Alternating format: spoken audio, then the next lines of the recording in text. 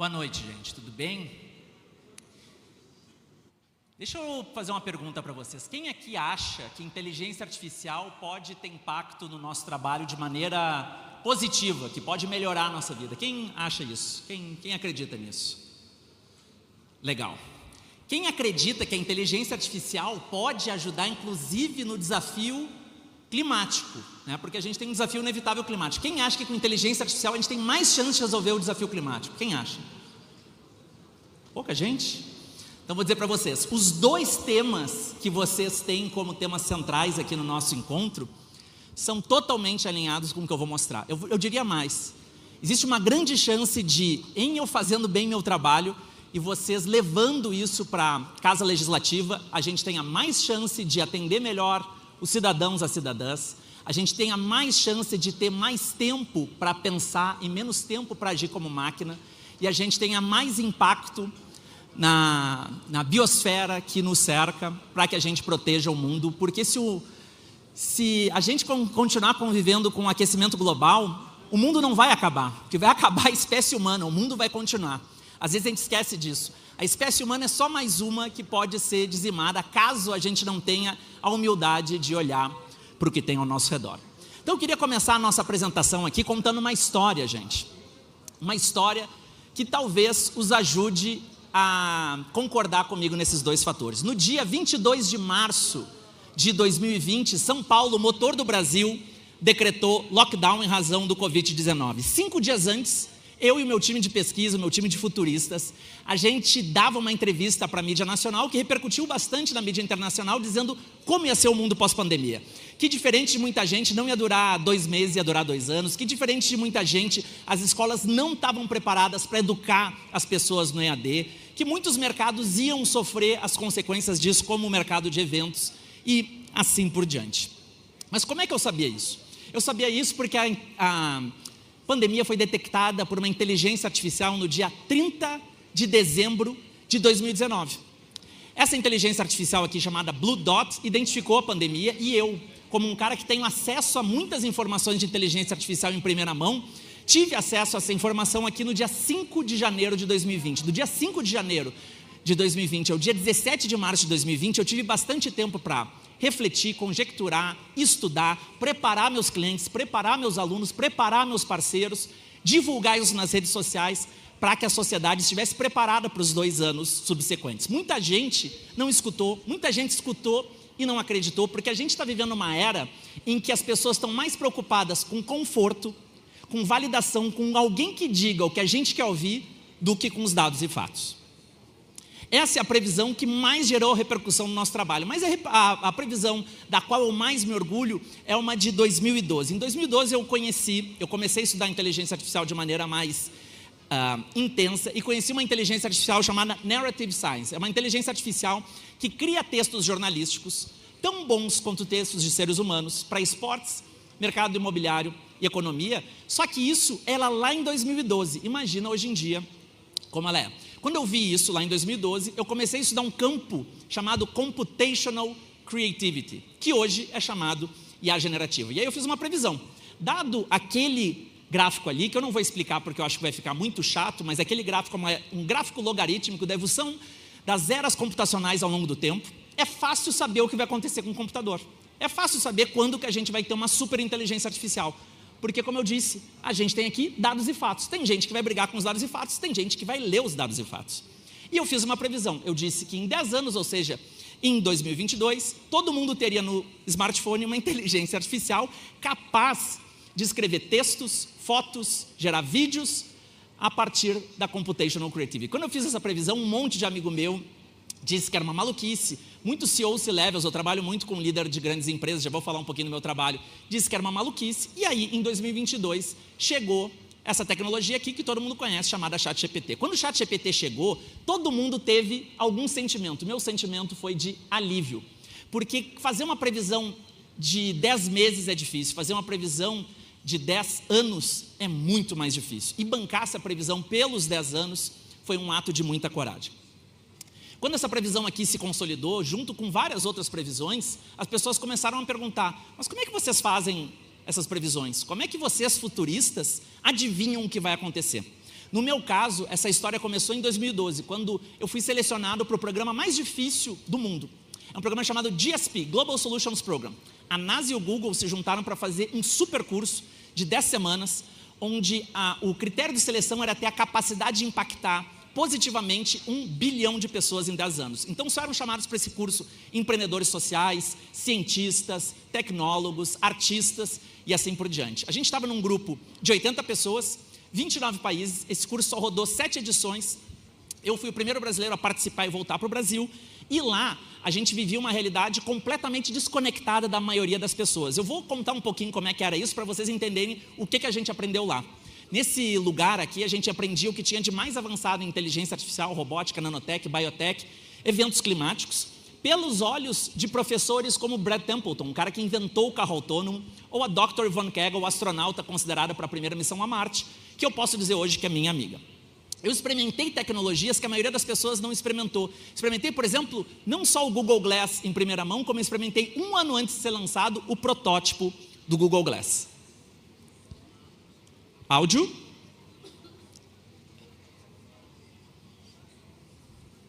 Áudio, gente.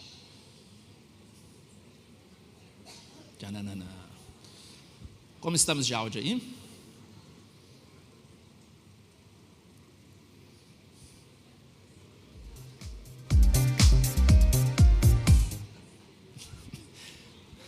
Vamos de novo. A gente testou tantas vezes.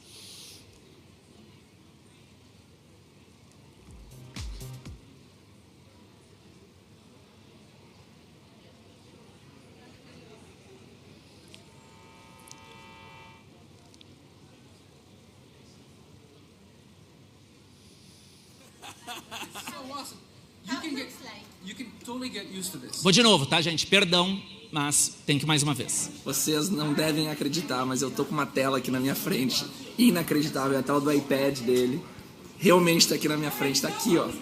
É que eu tô tocando na tela, é incrível, mano. Simplesmente impossível de acreditar que isso tá acontecendo. That's amazing. That is... Where is the screen? Bom, quero só contar 3 colegas, porque às vezes quando eu divido quem eram os colegas, as 80 pessoas, o pessoal fica muito impressionado. A pessoa com o currículo mais brilhante de todos nós é o David Venturelli, que hoje ele é diretor de computação quântica da NASA. Eu digo que esse cara zerou a vida, né? Porque ser estagiário da NASA é legal, ser diretor de computação quântica de qualquer empresa é legal. Imagina o privilégio de conviver com esse cara aqui. Mas a pessoa mais precoce do nosso grupo era uma menina chamada Sarah Nasseri, que com 15 anos fundou a primeira startup dela. E não fundou assim um app. Com 15 anos ela descobriu um jeito de encapsular o ozônio, o mesmo ozônio da camada de ozônio, numa microestrutura chamada buckball. Isso virava um pó, esse pó ia para bloqueador solar, isso se transformou no melhor bloqueador solar do mundo. Ela vendeu essa empresa com 17 anos e com 17 anos ela não tinha mais nenhum desafio na vida, né? E a pessoa que eu mais gostava do grupo era um cara chamado Elishai Ezra, que faz um projeto chamado Human on a Chip, Humanos em Chips. Isso aqui é um ser humano num chip. O que vocês estão vendo aqui é um ser humano num chip. Cada bolinha daquelas ali tem órgãos da parte do corpo humano. Eles pegam ali pouquinhas células do coração, pouquinhas do fígado, pouquinhas do pâncreas, pouquinhas do cérebro, colocam ali, cultivam ali, criam um sistema por microfluidics. Depois eu fui morar até em Israel para entender como isso funciona. E a gente testa medicações aqui, em vez de testar em animais, o que é muito mais preciso, muito mais rápido e muito mais seguro. Então, era esse grupo do qual eu fazia parte, e dos 80 participantes, só um voltou como professor. E eu divido aqui com o maior orgulho que esse um fui eu. Hoje, eu sou professor dessa escola. Eu pertenço a um grupo de 250 experts do mundo, onde estão lá o Elon Musk, onde está lá o Sam Altman, o dono da OpenAI. Tem 250 pessoas, 250 futuristas e tecnólogos no mundo que observam os sinais do mundo, fazem previsões e compartilham essas previsões com a sociedade. E é por isso que eu estou aqui hoje. Eu estou aqui porque eu acho que poucas oportunidades na vida eu tive a chance de impactar positivamente tanta gente. Porque vocês nos representam, vocês representam cidadãos e cidadãs. E se eu fizer bem o meu trabalho, compartilhar bem o meu trabalho, eu tenho muita convicção que a gente vai legislar de uma maneira mais futurista, de uma maneira mais alinhada ao nosso tempo. O que eu quero dividir com vocês aqui é uma angústia. São as 3 leis dos futuros. As 3 leis dos futuros é um método criado, e foi o método pelo qual eu fui selecionado para ser professor da NASA, que faz nos corrigir no tempo, porque todo mundo acha que está corrigindo no tempo. Todo mundo acha que é um professor com a cabeça de 2025. Todo mundo acha que é um médico com a cabeça de 2025. Todo mundo acha que é um legislador com a cabeça de 2025, mas nem todo mundo tem a cabeça de 2025. Como é que eu sei o gabarito do nosso tempo? Quem tem o gabarito do nosso tempo? E como é que eu aprendo o gabarito do nosso tempo?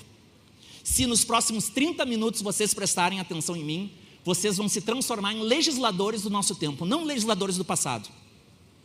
Mas para isso a gente precisa ter duas coisas: disciplina, de conseguir e querer aprender, e humildade. Porque o Epíteto tinha uma frase maravilhosa. O Epíteto dizia que é impossível aprender aquilo que a gente tem certeza que já sabe. Se alguém aqui tem certeza que já sabe o que eu vou dizer, ninguém vai sair daqui melhor. Mas se vocês conseguirem se colocar na posição que a gente sempre tem que ter nesse mundo da IA, que é a posição de aprendiz, eu garanto que vocês vão sair daqui legisladores melhores do que vocês já são. Topam fazer isso comigo? Topam mesmo? Topam? Porque não vai ser confortável, vai ser difícil o que eu vou mostrar. Se eu fizer uma palestra exatamente com aquilo que vocês já sabem, é uma perda de tempo para vocês e para mim. Mas se eu trouxer coisas que vão impactar a vida das pessoas, lá na ponta, eu acho que a nossa missão aqui, como conjunto, vai ter sido cumprida. Primeira lei dos futuros: um futuro imaginado não pode ser desimaginado. Vou dizer de novo: um futuro imaginado não pode mais ser desimaginado. Depois que eu imagino, eu não desimagino. E quem disse isso não fui eu, foi o Einstein, só que ele disse de uma forma mais poética. Ele disse que uma mente que se abre para uma nova ideia nunca volta ao tamanho original, e não volta. Depois de ver, não dá para desver. Depois de perceber, não dá para desperceber. Depois que eu percebo que uma coisa é homofóbica, racista, é antidemocrática, não dá para desver. Eu posso não querer ver, mas depois de ver não dá para desver. Deixa eu dar um exemplo. Esse aqui é o Metacook Project. Esse aqui é um projeto onde você come a comida A e sente o gosto da comida B. Eu digo que é melhor que o Ozempic isso aqui. Vocês estão vendo essa bolacha aqui? Essa bolacha tem um QR Code. O QR Code pode estar num papel, pode estar num plástico ou pode estar numa bolacha.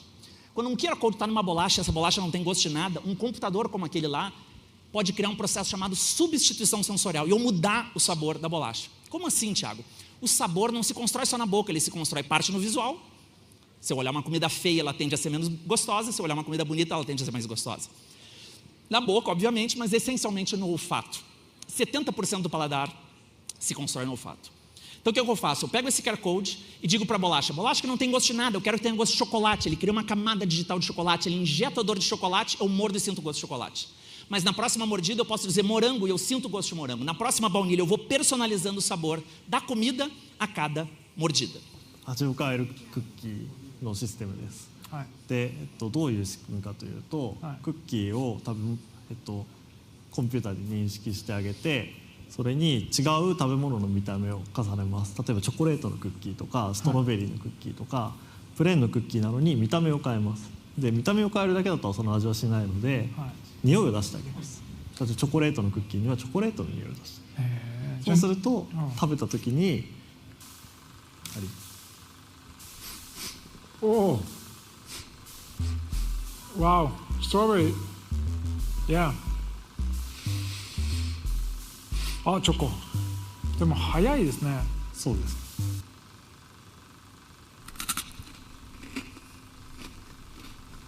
どうですか？あ、来た来た。本当だ。レモンの味ですね。うん、そうですね。わお、レモンケーキだよ。外してみますね。はい。今この状態でもう一回食べてみてください。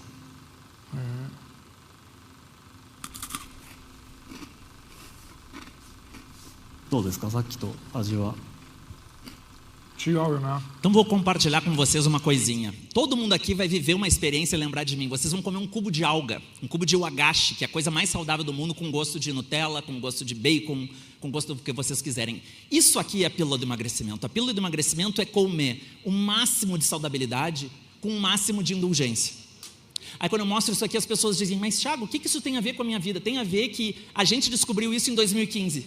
E a gente foi falando para as pessoas, para lideranças inclusive governamentais, dizendo: a gente tem que ter experimentos nesse tipo de lugar aqui, porque isso aqui pode influenciar no combate à fome, e a maioria das pessoas acha isso uma insanidade. Sabe o que saiu esse ano? A colher Kirin.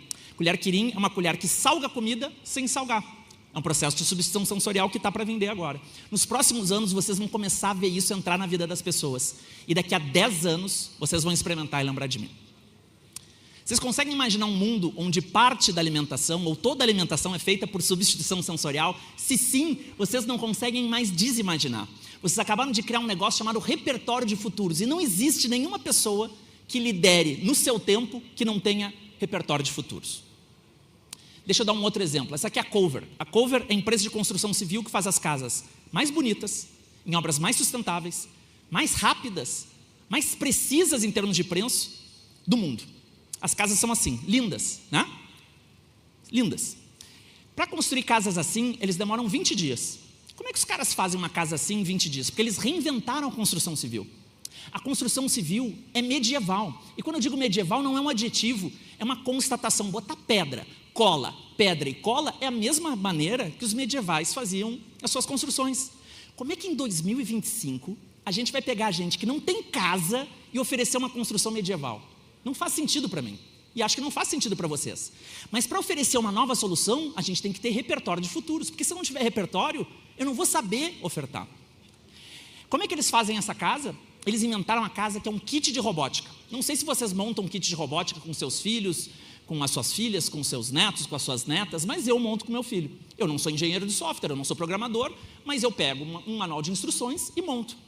Essa casa pode ser montada por qualquer pessoa, ela é tipo um kit de robótica. Você não precisa ser um hidráulico, não precisa ser um elétrico, não precisa ser arquiteto, não precisa ser engenheiro, você vai lá e monta a casa. Como assim? Eles reinventaram todos os blocos da construção civil. A parede é diferente, o piso é diferente, o armário é diferente, a torneira é diferente, o cano é diferente, tudo é diferente para que você vá lá e vá montando tipo um Lego. Essa é a primeira revolução. A segunda revolução é que quando você coloca a planta baixa, ele imediatamente vira um projeto de engenharia. Essa empresa não tem engenheiros, não tem engenheiras. E aí o consumidor pega a planta baixa e vai mexendo na planta baixa e sabendo o valor final. Então aquele valor lá é o valor final. Eu quero um quarto maior, aquele é o valor final. Quem já fez obra, quem já construiu, sabe que isso aqui é uma ficção científica no Brasil, né? Mas querem saber qual é a coisa mais revolucionária da Cover? É o terceiro item. É que isso aqui não é casa para rico. Isso aqui é um programa de habitação popular. Quem disse isso não fui eu, quem disse foi o dono da Cover, e ele explica nesse trechinho aqui. Right, how do we take the kinds of homes that today are, $10 million and make that the new norm for everyone? Eu tenho o maior respeito, eu já participei de várias conversas sobre o futuro da habitação, tenho o maior respeito pelas pessoas que dedicam a sua vida aos programas de habitação popular, mas ao mesmo tempo eu tenho uma angústia de saber que a grande maioria das pessoas que estão liderando esses projetos não conhecem soluções como a Cover, por isso estão oferecendo soluções que são mais caras, mais lentas, em obras mais sujas e mais imprecisas, por desconhecimento dos futuros. Vocês conseguem imaginar daqui a 5, 10, 15, 20 anos um programa de habitação popular assim, que a pessoa com a casa mais feia do mundo seja assim? Se vocês conseguem, vocês não conseguem mais desimaginar. A Dr. Mae Jemison, primeira astronauta negra aí ao espaço, disse: nunca se deixe limitar pela imaginação limitada das outras pessoas. Nesse auditório aqui está cheio de gente que está dizendo: isso nunca daria certo. Porque na vida existe um conflito entre a concretude do presente e a liberdade dos futuros. Uma pessoa só é livre quando ela é livre na cabeça. Uma pessoa que precisa ver para crer não é livre.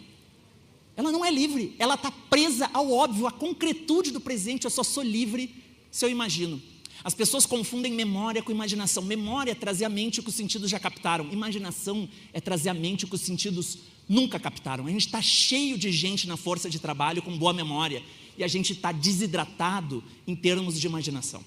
O que a gente precisa para ser um legislador do futuro é ter imaginação. Imaginar um mundo que ninguém está imaginando, porque só imaginando a gente é capaz de construir. Primeira lei dos futuros. Um futuro imaginado não pode ser desimaginado. E se vocês imaginarem esse mundo, é o primeiro passo para começar a construir. Mas a primeira lei é menos importante que a segunda, porque a segunda lei é a evolução da primeira. A segunda lei diz que, uma vez imaginado, ele automaticamente muda o meu presente. E quem me ensinou isso foi o maior futurista do mundo, na minha opinião, chamado Thomas Frey. Ele disse: é muito fácil para um ser humano entender que o passado constrói o presente. É muito fácil para um ser humano entender que o presente constrói o futuro. Mas é muito difícil para um ser humano entender que o futuro constrói o presente. Eu vou dizer de novo. É muito fácil para qualquer pessoa entender que o passado constrói o presente. O que eu fiz constrói quem eu sou hoje. Concordamos? É muito fácil entender que o presente constrói o futuro. O que eu estou fazendo agora vai construir o meu amanhã. Até aí tudo bem. Sabe o que é difícil? Entender que nesse exato momento, o futuro está construindo o presente. Vou dar um exemplo. Quando vocês estão na porta de casa, vocês abrem a porta de casa, olham para o céu, tem nuvens pretas. O que eu faço no presente? Eu pego uma capa de chuva, eu pego um guarda-chuva, eu pego uma bota de chuva. A minha ideia de futuro constrói o meu presente. O motivo de vocês estarem aqui me escutando é porque tem alguém, que são vocês, daqui a 5, 10, 15 anos, um legislador mais futurista, que está agradecendo a vocês por aprender as 3 leis. O futuro constrói o presente, e quando a gente toca nos futuros, a nossa percepção do presente muda. Deixa eu dar um exemplo. Essa aqui é M. Taylor. M. Taylor é um dos lugares onde eu compro as minhas roupas, diferente da Zara, da Renner, da H&M, não sei onde vocês compram as roupas de vocês. Aqui as roupas são totalmente personalizadas. Então vou lá e digo, quero comprar essa camisa aqui. Eu quero essa gola, eu quero essa manga, uso para dentro, para fora da calça. Só isso é muito mais legal que a Zara, por exemplo. Mas sabe qual é a coisa mais legal da M. Taylor? Que as roupas não têm tamanho. Toda vez que você compra pelo celular. Você compra, coloca o celular no cantinho do quarto, aperta um botão escanear. Você gira na frente do celular, ele escaneia você, esse molde digital produz a roupa no seu tamanho e não existe mais PP, PM, G ou GG. Só existe T de Tiago, M de Maria, J de João. Porque no mundo de hoje não existe mais PP, PM, G ou GG. Vocês entendem que isso aqui é uma tecnologia que já está aí, já existe, mas a maioria das pessoas não acessa, não por falta de condições, mas por falta de conhecimento. Quando eu mostro isso aqui, às vezes as pessoas perguntam, mas não tem para criança? Tem para criança também. A Petit Pli é a empresa que reinventou a moda para criança. Porque uma das coisas mais insustentáveis, se a gente está num fórum aqui para falar de sustentabilidade, vocês sabem quais são as 2 indústrias que mais sujam o mundo? A do petróleo e a moda. A moda é a segunda indústria que mais suja, porque ninguém precisa de mais roupa. Toda vez que dizem, você precisa ter isso, você tem que se perguntar, eu preciso disso? Nada é mais insustentável do que não comprar. Nada. Black Friday é a coisa mais insustentável que existe. Mas essa é outra palestra. Se você quer que os seus filhos usem roupinhas bonitas sempre, mas não fique trocando toda hora, compre a Petit Pli. A Petit Pli é uma roupa que cresce junto com as crianças.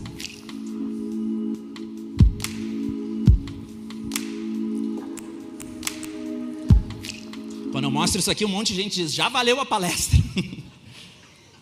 Inclusive, saibam que eu vou compartilhar toda a palestra com vocês. Imagina um palestrante em 2025 dar uma palestra e não compartilhar a palestra, né? Isso definitivamente não está corrigido no tempo. Mas outros públicos podem se privilegiar disso, vocês concordam? Vocês entendem que não é sobre um tecido sustentável, é sobre uma lógica sustentável. Se eu comprar uma roupa que dure muitos anos, é muito mais sustentável que qualquer roupa pensada de maneira tradicional. Eu me coloco aqui como um Thomas Frey para vocês. A gente vê essas roupas e diz assim, peraí, será que eu tenho que continuar comprando roupa não personalizada? Peraí, tem alguém que faça isso no Brasil? Peraí, eu tenho que mostrar isso para os meus amigos, para as minhas amigas que trabalham com moda. Vocês entendem que é impossível não se mexer no tempo? É impossível vocês olharem para a Renner, para a Zara, para a H&M e acharem elas um fenômeno de 2025, porque não é. Vocês entendem o que eu quero dizer? Quando a gente toca os futuros, o que era presente vira passado e o que era futuro vira presente. É por isso que a gente precisa ter repertório de futuros, porque senão a gente não se corrige no tempo. Segunda lei dos futuros, gente. Quando a gente imagina algo como em 5, em 7, em 10 anos teremos uma explosão de moda personalizada, a gente muda a nossa percepção do presente, o presente vira passado, o futuro vira presente. E quem ajudou a entender isso de maneira brilhante foi um cara chamado Alvin Toffler. O Alvin Toffler disse uma frase que eu acho que nos ajuda muito hoje. Os analfabetos do século XXI não são as pessoas que não souberem ler e escrever. Os analfabetos do século XXI são as pessoas que não tiverem disciplina e humildade para aprender a desaprender e reaprender. Mas vamos chegar na terceira lei, que é a mais importante das 3. Quanto mais a gente fizer isso, mais corrigido no tempo a gente está. Eu posso estar com o corpo em 2025, mas com a mente em 1985. Minhas ideias de educação para os filhos podem ser de 1965, minhas ideias de economia de 1925, minhas ideias de relacionamento de 1635. O corpo pode estar aqui, mas a mente não significa que está aqui. Como é que eu estou corrigido no tempo? Como é que eu me corrijo no tempo? Deixa eu mostrar mais um brinquedinho. Esse aqui é para quem usa maquiagem. Quem usa maquiagem vai pirar com isso aqui. Esse aqui é o Purcell. É a maquiagem mais avançada do mundo. Nenhuma é mais avançada que essa. Essa é uma mini fábrica de maquiagem. Não se preocupem que depois eu vou mandar o link da apresentação para vocês, tá? Você compra a mini fábrica, ela produz a maquiagem levando em conta o seu formato de rosto, tom de pele, penteado, a roupa que você está usando, a iluminação, a temperatura e mais umas coisinhas que a gente vê nesse vídeo. A 3-in-1 device for personalized beauty. Powered by artificial intelligence, Perso creates skincare, liquid lipstick, and foundation just for you, on demand. Plus, it gets smarter over time. How does it work? In the app, Perso leverages L'Oreal's Modiface technology to evaluate your skin. Then it assesses important environmental factors like pollution, air quality, and humidity. Perso even considers your top skincare concerns and priorities. Next, it engages its patented 3-cartridge system, using advanced robotics to dispense the perfect formula for you. Perso can even create personalized foundation using its precise shade finder tool. Want to create a signature lip? Perso can do that too. Vou fazer uma pergunta retórica, que ninguém precisa responder, é uma pergunta retórica. Para as pessoas que usam maquiagem, eu compro, eu uso, eu produzo, eu divulgo maquiagem de 2025 ou é de outro tempo? E óbvio que essa pergunta aqui é uma pergunta capciosa e ela tem 2 cuidados, né? O primeiro cuidado que eu tenho que ter é que eu não posso fazer essa pergunta para uma pessoa que não tem saneamento básico, por exemplo. Imagina dizer, olha, você não tem saneamento básico, mas compre lá a Perso, né? Tem que usar a maquiagem do nosso tempo. Seria uma desumanização da minha parte. Mas eu sei onde eu estou, eu sei com quem eu estou falando, eu sei em que fórum que eu estou e eu sei por que eu trouxe esse exemplo. E a segunda pergunta é que é óbvio que não é sobre maquiagem. Maquiagem é uma metáfora para qualquer coisa. A pergunta é, eu 3 pontinhos no meu tempo? Eu produzo casas do meu tempo? Eu uso roupas do meu tempo? Eu legislo como o meu tempo pede? Para o cidadão do meu tempo? Aí, quando eu digo isso, secretamente, sempre tem alguém que não se acusa, mas pensa o seguinte, Tiago, isso é muito ingênuo. Eu não preciso tocar os futuros para saber o presente, eu não preciso saber os futuros para conhecer o cidadão, a cidadã, o meu eleitor, as necessidades do povo, porque eu estou todo dia lá olhando as pessoas, eu estou todo dia lá vendo a dor das pessoas, eu estou todo dia escutando as pessoas. Eu não preciso tocar os futuros para conhecer o presente, a minha experiência me garante isso. Para quem pensou isso, por algum momento, eu vou botar o próximo slide que vai mudar a vida de vocês. E dizer isso é o suicídio de um palestrante. Porque eu estou levando tanta expectativa que se não mudar a vida de vocês, vocês vão se frustrar. Mas eu vou dizer para vocês que vai mudar. Ou vai mudar, ou leiam de novo porque vocês não entenderam. Vai mudar a vida de vocês. A próxima frase muda a vida de qualquer pessoa que tenha disciplina e humildade. E eu posso dizer isso porque a frase não é minha, a frase é do Stephen Covey, que certa vez disse que existem pessoas, muitas pessoas que dizem ter 20 anos de experiência, mas na verdade, tem 1 ano de experiência repetido 20 vezes. Eu vou dizer de novo porque essa frase é muito forte. Está cheio de gente no mundo privado, no mundo público, no mundo educacional, no mundo da mídia, dizendo assim, confia em mim, eu sei porque eu tenho experiência. Eu estou aqui há 10 anos, eu estou aqui há 20 anos, eu faço isso há 30 anos, minha família fazia isso, meus avós faziam isso, meus pais fazem isso, eu não preciso tocar nos futuros para saber o presente, eu tenho experiência. Tem experiência? Mas qual experiência? Porque quando eu vi essa frase, eu reconfigurei toda a minha ideia sobre experiência e me dei conta que nos ensinaram a ideia de experiência errada. E como ensinaram errada, a maioria das pessoas vive a sua fatia profissional, no caso de vocês legisladores, às vezes de forma errada. Eu vou dividir aqui a minha tese sobre experiência, que até hoje nunca houve uma contradição a ela. Se houver aqui, está tudo certo, mas nunca ninguém conseguiu derrubar. Experiência não se mede em anos, experiência se mede em ciclos. O que é um ciclo? Ciclo é o período de tempo onde eu domino a arte de fazer o que eu faço e deliberadamente, por querer, eu decido aprender a fazer de outra forma. Imagine o seguinte, eu, Thiago, aqui falo em público. Imaginem que eu estou fechando 30 anos de carreira. No primeiro ano de carreira eu aprendi a falar em público como eu falo hoje. Aí no segundo ano eu repito, no terceiro ano eu repito. Eu não tenho 30 anos de carreira, eu tenho 1 ano repetido 30 vezes.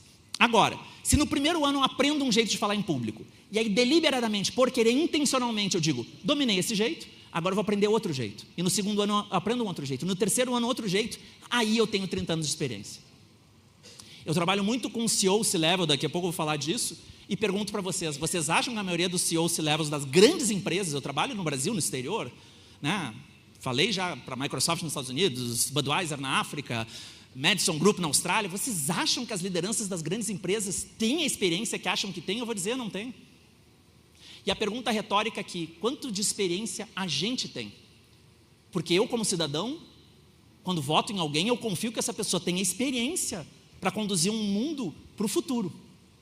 Será que a gente tem experiência para construir esse mundo? Primeiro conceito errado que nos ensinaram sobre experiência, não é sobre anos, é sobre ciclos. Segundo erro é que, se é sobre ciclos, não é quantitativo, é qualitativo. Não adianta eu dizer eu tenho 30 anos de experiência se os 30 podem valer 1.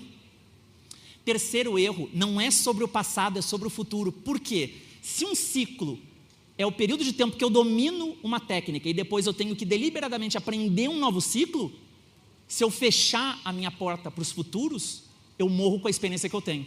Ou seja, nos disseram que era sobre o passado, é sobre o futuro. Nos disseram que era quantitativo, é qualitativo. Nos disseram que se medir em anos, se mede em ciclos. Não me choca que hoje em dia, com a ascensão da inteligência artificial, a maioria das pessoas não faça a menor ideia do que fazer. É porque a gente não tem experiência para lidar com o mundo que se revelou a nós. A maioria das pessoas vive assim. A maioria das pessoas vive a partir de ideias datadas, ideias que já caducaram, que já expiraram, e as ideias contemporâneas, as ideias do presente. Pergunto a vocês, o que é mais possível? Eu conseguir detectar, aprender, implementar uma ideia contemporânea ou, por simples amostra estatística, pegar uma ideia do passado? A forma de corrigir isso aqui é saber qual é o gabarito do nosso tempo. Lembra que eu falei disso? Mas quem tem o gabarito do nosso tempo? Quem diz o que é presente, quem define o que é presente, passado e futuro? Eu demorei 13 anos para descobrir, e eu acho que eu tenho a resposta. Para descobrir o gabarito do nosso tempo, a gente precisa de contraste. Eu só consigo ver uma letra clara se eu tenho um fundo escuro, eu só consigo ver uma letra escura se eu tenho um fundo claro. Se eu não tenho repertório de futuros, sabe o que acontece? O presente se camufla de futuro, o passado se camufla de presente. Eu digo aos 4 ventos que sou presentista, mas na verdade eu sou passadista. Eu não quero que ninguém seja futurista como eu. Eu quero que todo mundo seja presentista. Mas para ser presentista, paradoxalmente, eu necessariamente tenho que ser um pouco futurista. A única forma de entender o que é presente é ter um balanço entre esses dois e dizer, por contraste, se isso é futuro, isso é passado, então esse é o nosso tempo. E aí eu me torno uma pessoa do nosso tempo. Eu tenho várias experiências que eu poderia dividir com vocês aqui. Eu quero dividir só uma, que é o meu gêmeo digital. Eu não sei se todo mundo aqui sabe o que é um gêmeo digital. Gêmeo digital é quando você cria uma mente que pensa como você, só que é uma inteligência artificial. Então eu treinei uma mente, eu tenho uma inteligência artificial que é o meu gêmeo, que ele pensa como eu penso, que ele tem a visão econômica, política, social, visão de educação para os filhos, como eu. Ele age como eu ajo, ele recomenda livros como eu recomendo, ele dá consultoria como eu dou, ele vende como eu vendo, tudo. Ele é o Thiago na internet. Então vamos ver exemplos aqui. O que você pode me indicar de livros? Ele indica livros, como eu indicaria, só que eu não botei lá, indique esses livros. Ele já entendeu como é que é o mundo. Qual a sua opinião sobre o Yuval Harari? Ele diz, o Yuval Harari é um excelente historiador, mas não considera um futurista, que é exatamente como eu penso. Eu não escrevi, diga isso sobre o Yuval Harari. Se você tivesse que me indicar 5 tendências para o futuro do agro, quais seriam? Ele diz, não, eu quero as startups. Ele diz, eu não peguei e disse, olha, são essas aqui. Ele já entendeu como eu penso e ele recomenda e eu fico testando. E hoje, se vocês forem no meu Instagram, eu fiquei fazendo um teste com ele sobre saúde mental. Quem gosta de conversar por áudio, pode conversar com o meu gêmeo por áudio. Olha, no agro tem muita coisa interessante acontecendo, mas vou te dar 5 exemplos que estão em destaque. Primeiro, a Indigo Ag, que usa microbiologia para melhorar a saúde. Só que o que a maioria das pessoas não entendeu, e esse é o recado que eu quero dar para vocês, é que depois que eu treinar uma mente, eu posso treinar essa mente para ser o que ela quiser. Eu posso treinar tecnicamente essa mente para ser um contador. Eu posso tecnicamente treinar para ser um engenheiro. Eu posso tecnicamente treinar para ser alguém que faz molde de roupa. Depois que eu tenho a mente, eu só tenho que treinar as skills, e as skills estão abertas para serem aprendidas no mundo. E foi isso que eu fiz. Eu fiz vários experimentos, vou mostrar um dos experimentos que eu fiz, onde eu pego a minha mente e crio aqui, só como exemplo, um diretor de marketing. Aí eu digo para ele aqui, pegue a mente do Thiago e conecte com as mentes dos maiores entendedores de marketing do mundo, Neil Patel, Rand Fishkin e assim por diante. Eu treino essa mente e ele se tornou o meu diretor de marketing. E eu não tenho mais diretor de marketing. Eu tenho um Thiago que pensa marketing. Assim como eu não tenho um diretor financeiro, eu tenho um Thiago que é um CFO. Assim como eu não tenho um departamento de vendas, eu tenho um Thiago que é um vendedor. Mas eu não tenho um Thiago que é um vendedor. Eu tenho milhares de Thiagos que nesse exato momento estão vendendo por mim, estão criando por mim, estão pensando finanças por mim. Vocês entenderam o que é o mundo da inteligência artificial? Esse é o mundo. A pergunta que a gente tem que se fazer é, quando qualquer pessoa pode criar a sua mente e treinar tecnicamente essa mente com os melhores conteúdos do mundo, qual é a relevância da maioria da população? E isso é um cenário que vocês, legisladores, vão ter que discutir, cuidar e debater, porque esse cenário não é mais futuro, gente. Esse cenário já aconteceu. Quando eu mostro isso, as pessoas começam a ficar um pouco tensas e dizer, mas Thiago, você está sugerindo então que muitas pessoas vão ser automatizadas? Calma, não é bem assim, porque está cheio de más previsões com relação à tecnologia. Uma delas é do próprio Elon Musk, que diz que carros autônomos substituirão os normais em 2 anos, feita lá em 2015. Ou Hinton, que é o Godfather of AI, que disse em 2016, radiologistas serão substituídos por IA em 5 anos. Inclusive tem uma piada muito boa para quem trabalha em tecnologia, se vocês trabalham ligados um pouco à tecnologia, talvez vocês já tenham visto, que diz, 2015, carros autônomos em 2 anos, 2016, radiologistas obsoletos em 5 anos, 2025, radiologistas indo trabalhar em carros normais. O que acontece, gente, é que esses 2 mundos estão existindo. O grande erro das pessoas é achar que existe um futuro.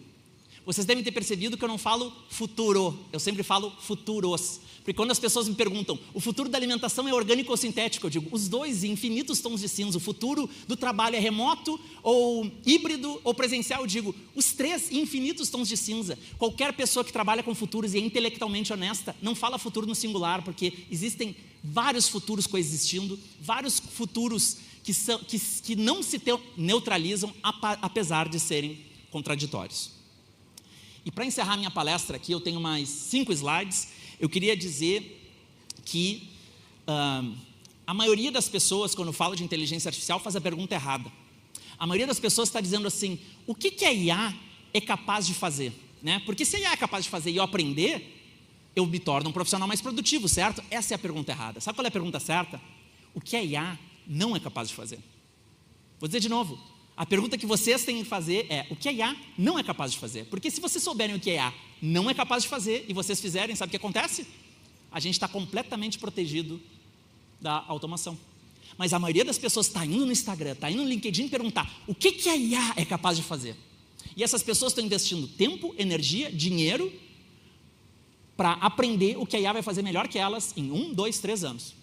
Essa é a maior burrice que o profissional pode fazer. Eu digo burrice porque é burrice mesmo. Eu não vou usar um eufemismo. A maior burrice que alguém pode aprender em 2025 é o que a IA pode fazer. O que a gente tem que aprender é o que a IA não pode fazer. Só que ninguém fala o que a IA não pode fazer. Sabe por quê? Porque ninguém sabe o que a IA não pode fazer. E eu descobri e vou contar para vocês. Vocês querem saber o que a IA não pode fazer? Porque essa é a informação mais importante para um legislador saber em 2025? Vocês não querem saber? Não. Se vocês não quiserem saber, eu sei o que é. Então, tipo, vocês querem saber? Essa é a informação mais preciosa do mundo total. Tem uma coisa que a IA é proibida de fazer. E se vocês souberem, vocês são os legisladores do nosso tempo. Eu descobri isso com o Rod Lipson, que é um dos 50 maiores estudiosos de inteligência artificial. Eu fui num evento onde ele palestrou e ele explicou a principal coisa que a IA é incapaz de fazer. É um vídeo de 2 minutos. Eu consegui o vídeo. Legendei o vídeo e depois eu explico o que a IA não é capaz de fazer e que qualquer pessoa dessa sala, qualquer pessoa do mundo contemporâneo deveria saber para não ter medo da automação. Vamos lá. But can AI actually be self-aware? Be conscious.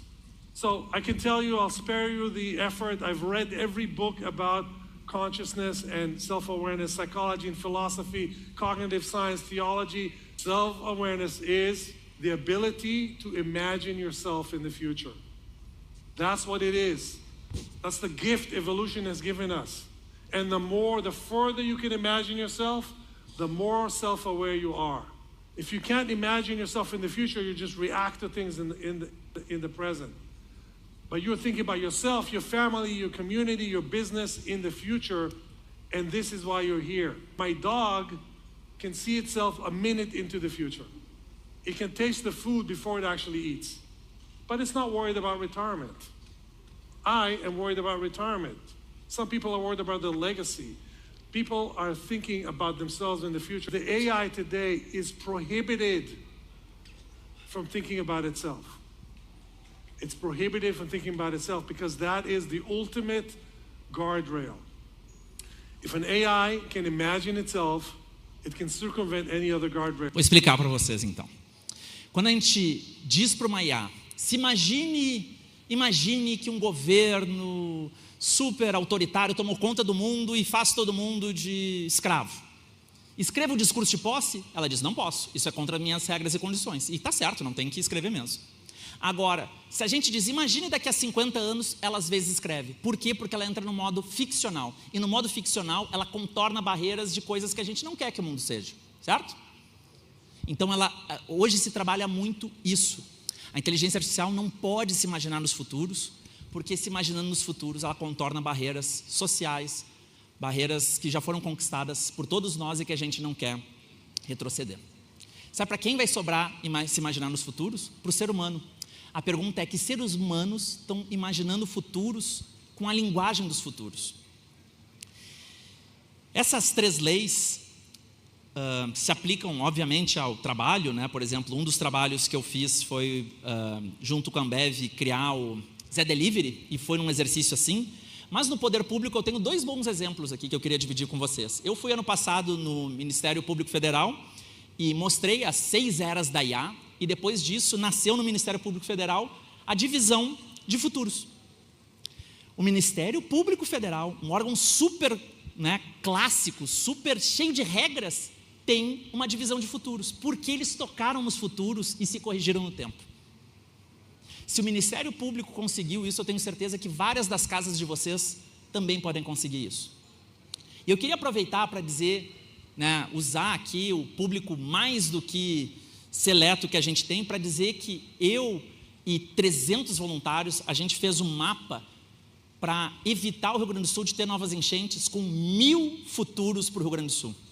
Eu ainda não tive a chance de mostrar isso para o poder público e espero que esse aqui seja um evento que crie pontes para isso, mas eu vou dizer para vocês, a chance da gente ter uma nova enchente como a gente teve é gigantesca nos próximos 5 anos.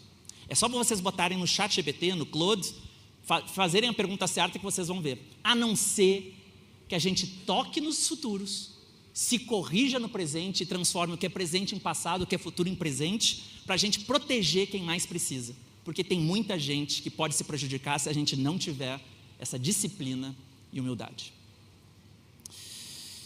Antes das minhas mensagens finais aqui, eu queria dizer que quem quiser baixar a palestra, é só pegar o celular e abrir na câmera, porque lá no meu site, que eu já vou dizer onde é que é, lá na área de downloads, vocês podem baixar essa palestra inteira, tem inclusive slides que eu não tive a chance de mostrar aqui. Lá na área de downloads, vocês vão ver o NALI, ou seja, em thiagomatos.com, esse é o site.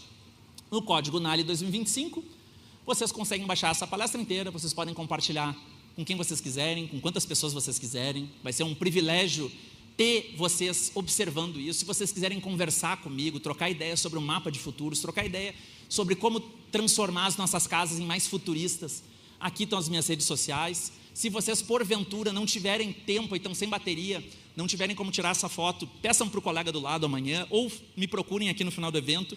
E agora sim, meu último slide é o seguinte. A única função de um líder é deixar legado. A única função de um líder é deixar legado. Legado é o que sobrevive ao tempo. Legado é o que transcende a existência. Legado é o que fica depois que a gente morre. A gente tem falado muito de propósito, mas propósito não muda o mundo. Sabe o que muda o mundo? Legado. porque legado é o propósito aplicado. A pergunta que eu deixo para todos vocês é: que legado vocês estão deixando? Mas não assim, de maneira genérica, de maneira tangível. Ó, eu fiz isso, eu fiz aquilo, está aqui, dá para encostar. Porque legado genérico, eu transformei a sociedade, todo mundo acha que está transformando a sociedade, todo mundo acha que está mudando o mundo, mas quem está mudando o mundo são aquelas pessoas que a gente pode tocar no legado. Que legado que a gente está deixando? Vocês são as pessoas mais importantes para deixar um legado de transformação para o Brasil. Eu acredito muito no Brasil. Eu só moro no Brasil porque eu acredito no Brasil. Eu teria todos os motivos para morar em qualquer país, mas eu moro no Brasil porque eu acredito no Brasil. E eu acredito no Brasil se a gente fizer isso junto. Mas para fazer esse novo mundo junto, eu queria deixar uma mensagem: que quem não pensa nos futuros, cria o presente com as ferramentas do passado. Obrigado, gente. Espero que tenha sido bem legal estar aqui com você, tá bom?